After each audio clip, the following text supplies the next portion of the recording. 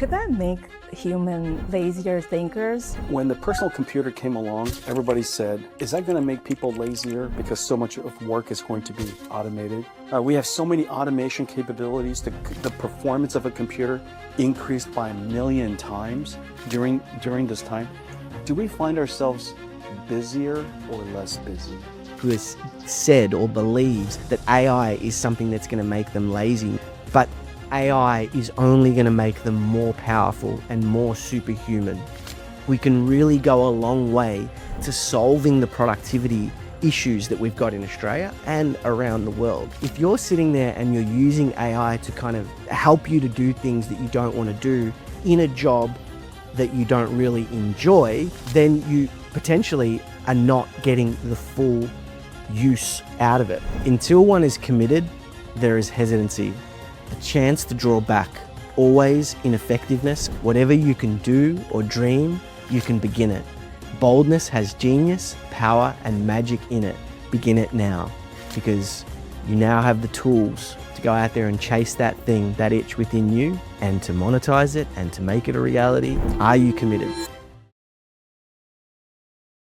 All right, welcome back to another episode of Money, Markets and Mayhem. Excuse the attire. It is freezing here in Byron Bay today.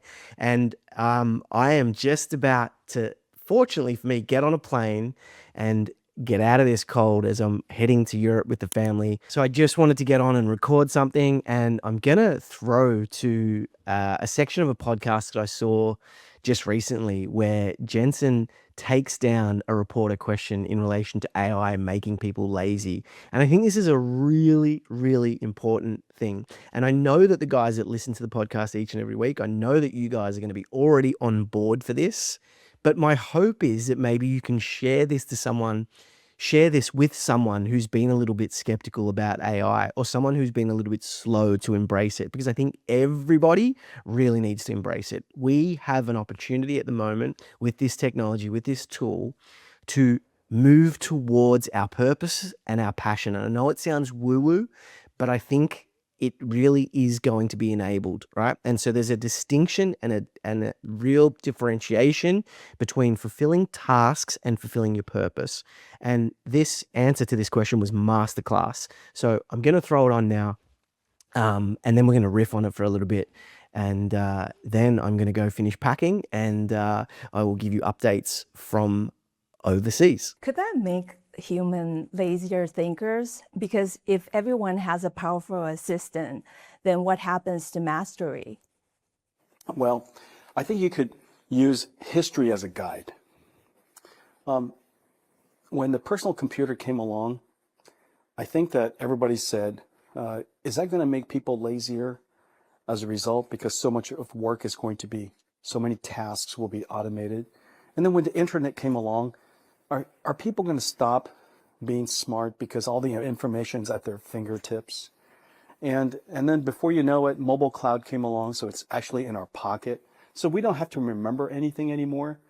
And we have so many automation capabilities. The performance of a computer increased by 1 million times during this time.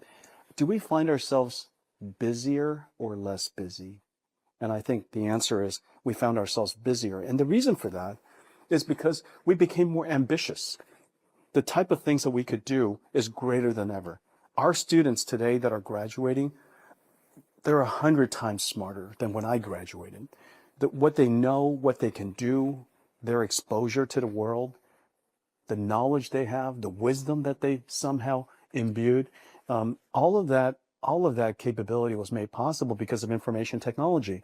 But it hasn't made them, any less busy. I think you and I would admit that we're busier than ever. And so I think the same thing's going to happen to artificial intelligence. We're in our jobs, in our lives, we have many tasks. And it's really a basket of tasks. A job is like a basket of tasks.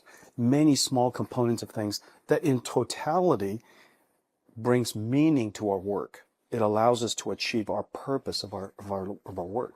So for example, a radiologist looks at the images, the scans of maybe ultrasounds or CT or MRIs, but that's the task that they do.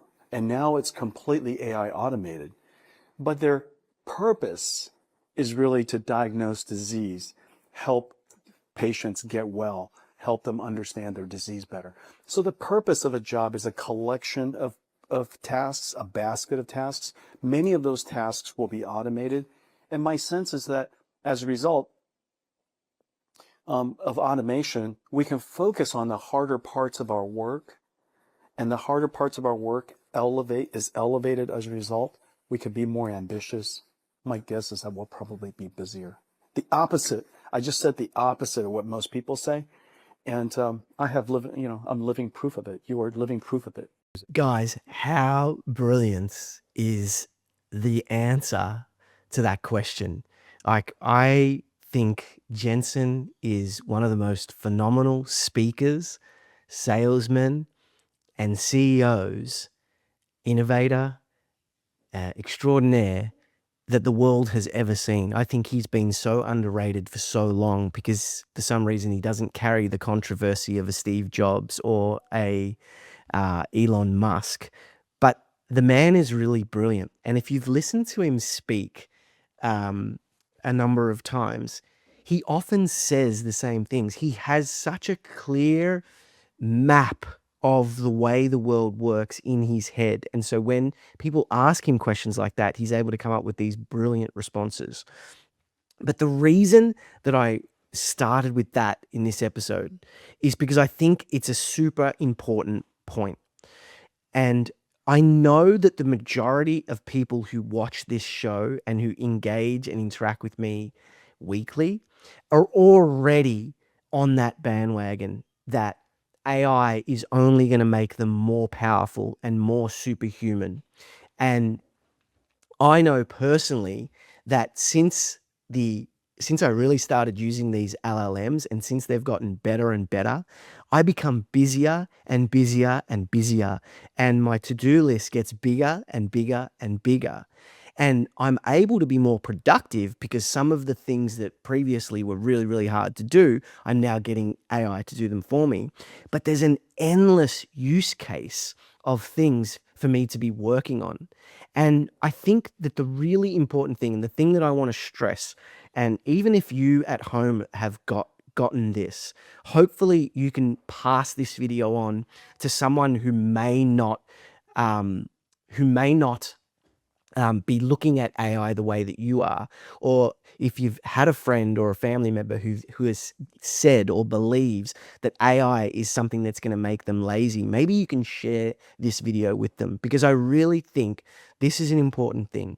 And if we are able to share this message with more and more people, then more and more people are going to lean into their purpose, whatever that may be. And the more people that lean into their purpose, the more and more people that are going to be inspired and fulfilled and motivated to go to work, to do work, to set up a business, to set something up, to do something that is aligned with who they are individually. And the more people that do that, the more people that are putting in, then I think we can really go a long way to solving the productivity issues that we've got in Australia and around the world. I honestly think this is a bit of a golden ticket.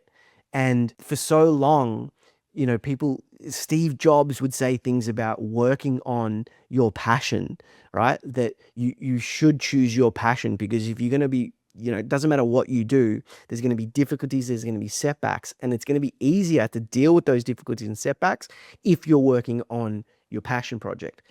But it's never been that easy to do, right? Like, okay, work on my passion, but I don't have the resources to do that, right?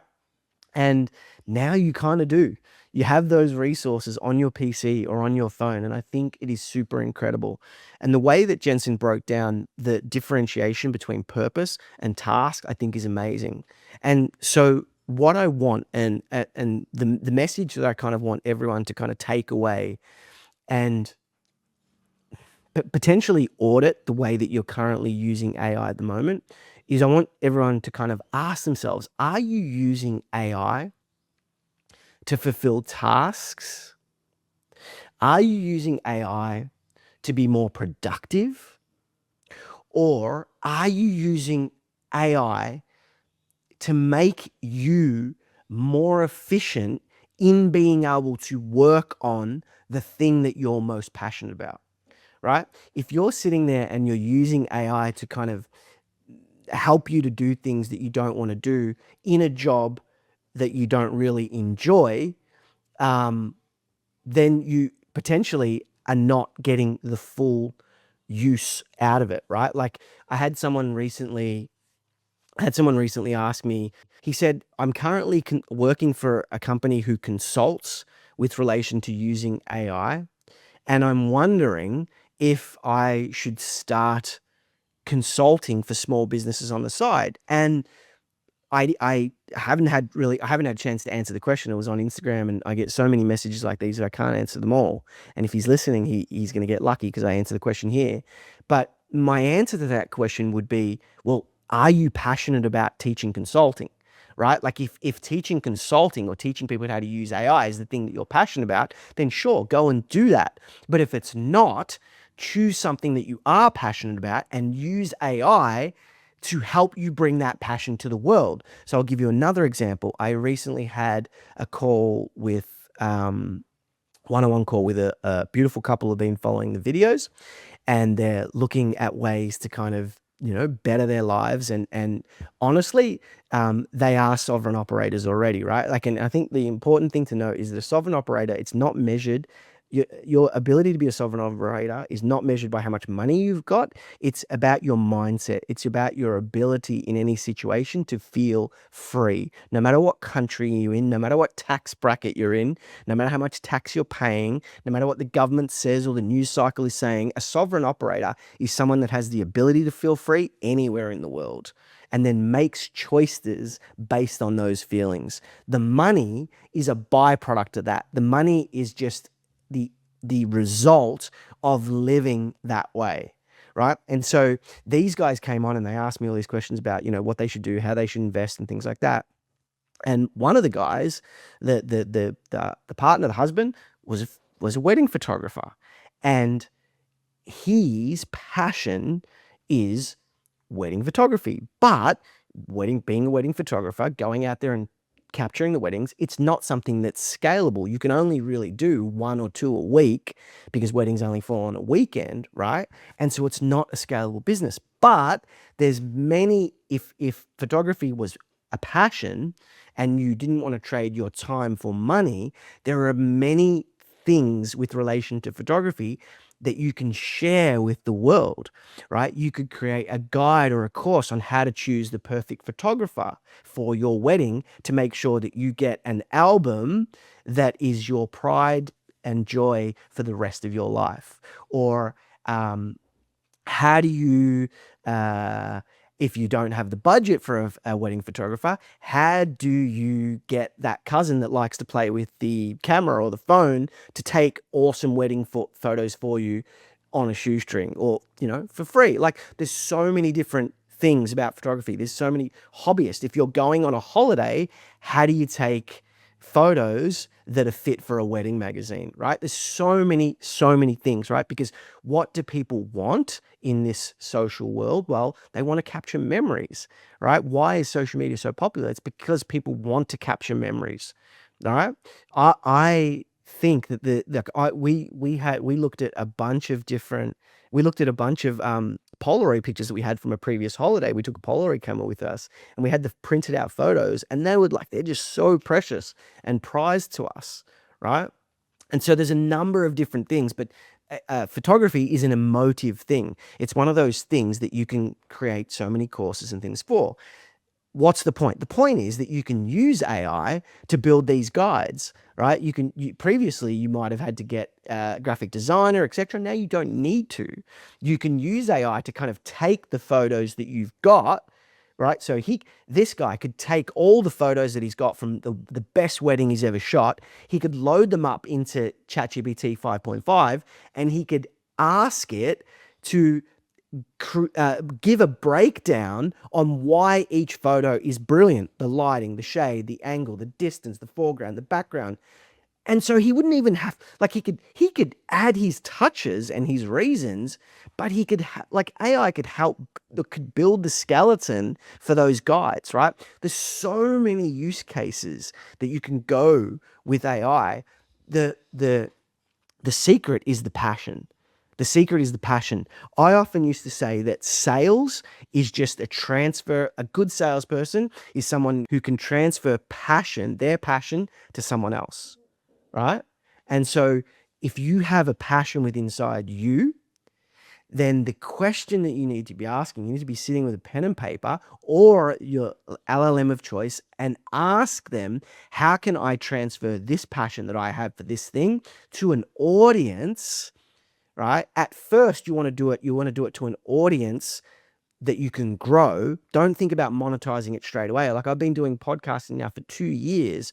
I've been putting out free content. I've been building my list to the point where it's now starting to get massive momentum. And now I'm thinking about monetizing this thing that I want to bring to the world, which is my passion for macro and investing, right?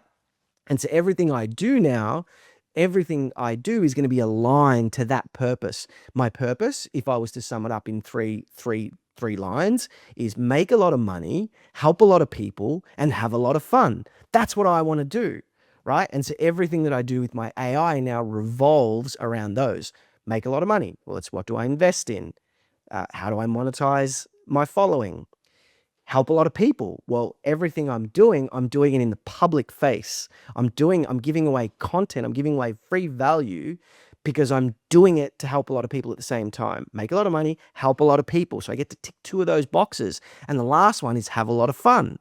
I'm about to go overseas tomorrow. That's why I'm dressed like this. I'm about to catch a plane. I have to finish packing, but I wanted to get something significant to you. I wanted to get something meaningful to you guys before I jump on that plane, give you something to think about. It's a little bit different from the previous videos that we've been doing, but something that I think every single person watching can really take to heart and exponentially improve their lives if they get the message of this video and go out there and spend the time strategizing rather than doing. You know, we talk so much about executing, but this video here, your homework after this video is not to execute, it's to strategize. It's to find that thing deep within your heart that lights you up and start working on that and seeing how you can offer that to the world. That is what I want for you. I want the feeling that I've currently got, the feeling of alignment with relation to everything that I'm doing, kind of being rowing in the same direction. I want to pass that feeling on to you. I want you guys, more than just getting a little bit of dopamine by watching my episodes, I want you guys to get something meaningful, something deep, something important, and something that can genuinely change your life. Not just from a financial point of view, because in my opinion, the financial side is only 10% of it. The real fulfillment, joy, peace, and happiness comes from in here. The real sovereign operator living, the lifestyle by design, as I call it, is about the feeling that you get here each and every day with what you're working on. That's what it's all about. Try and ignore the noise about everyone leaving the country and changing tax residency and doing all that thing. If you're currently not happy where you are, the answer does not lie necessarily in another jurisdiction, unless you're going for a lifestyle change, a shift to shake things up. But it doesn't lay in another jurisdiction because it's more beneficial for tax purposes. The answer lies when you are waking up each and every day and you are fueling the thing within inside of you that says, this is what I want to work on, that lights you up. Because if you're working on the thing that lights you up, then that's how you give permission to people around you to also shine. When your light shines bright, you give people around you permission to shine just as bright. So that's what I want you guys to get out of this episode. And I'm going to read something to you before we sign off. And I read this to the couple that I spoke to the other day. I read this to them and I told them that this is something that I've had in a scrapbook since I was a teenager. and I've always come back to it. I'll actually just quickly see if I can find the scrapbook because I'd love to show you guys. I've got the scrapbook and I have not gotten rid of it. And on the front, you've got my crush at the time. I think I was about 18. This is Brazilian Victorian Secret supermodel Adriana Lima. I don't know if you guys have heard of Adriana Lima. But yeah, I used to be infatuated with her as a teenager. There you go, 15 to the 4th, 2005, A Lifestyle by Design. All right, it's a state of mind, a way of life, an attitude, nothing but the best. And I used to put like song lyrics and all kinds of different things in this book. This was my scrapbook. I will read the poem. Here you go. So persistence and commitment. I will read what I read to these guys. I will read it here from the scrapbook, and it goes like this. And this is the message that I want to leave you guys with. Until one is committed, there is hesitancy, the chance to draw back, always ineffectiveness concerning all acts of initiative and creation. There is one elementary truth, the ignorance of which kills countless ideas and splendid plans, that the moment one definitely commits oneself, then providence moves too. A whole stream of events issues from that decision, raising in one's favor all manner of unforeseen incidents, meetings, and material assistance, which no man could have dreamed would have come his way. I've learned a deep respect for one of Goethe's couplets. Whatever you can do or dream, you can begin it. Boldness has genius, power, and magic in it. Begin it now. The last part wasn't in the scrapbook. And down the bottom I wrote, are you committed? And so the question I have for you guys is, are you committed? Because you now have the tools to go out there and chase that thing, that itch within you, and to monetize it and to make it a reality. You might have to do it part-time. You might have to do it 5 to 11 rather than 9 to 5 initially. But the opportunity is there. And I don't want anyone out there that's watching this show to waste it. So I'm going to leave you with that, guys. And I will see you next week, bringing you an episode from Europe. Take it easy. So a question that I constantly get asked is, Mark, who do you use to buy your Bitcoin and your crypto? What exchange, what brokerage, what platform, etc.? For me, the answer is really simple. It's a company called Stormrake. They're located here in Australia on our shores, operating their offices out of Melbourne. They have over 40 staff with a team of dedicated brokers that can assist you anytime you like. I've got my own broker that I've got on speed dial, and anytime I need to place a bid or get a market update, I just give him a call. You can set up all kinds of accounts, self-managed super funds, trusts, corporate, or even individual. You can have as many accounts as you want. And if you mention the team at Money Markets and Mayhem, they'll set you up same day. So if you want more information, go to www.stormrake.com/MDP. Mention me, and you'll also get a free consultation with a broker, and you'll get a discounted rate on your trading fees. So it's www.stormrake.com/MDP.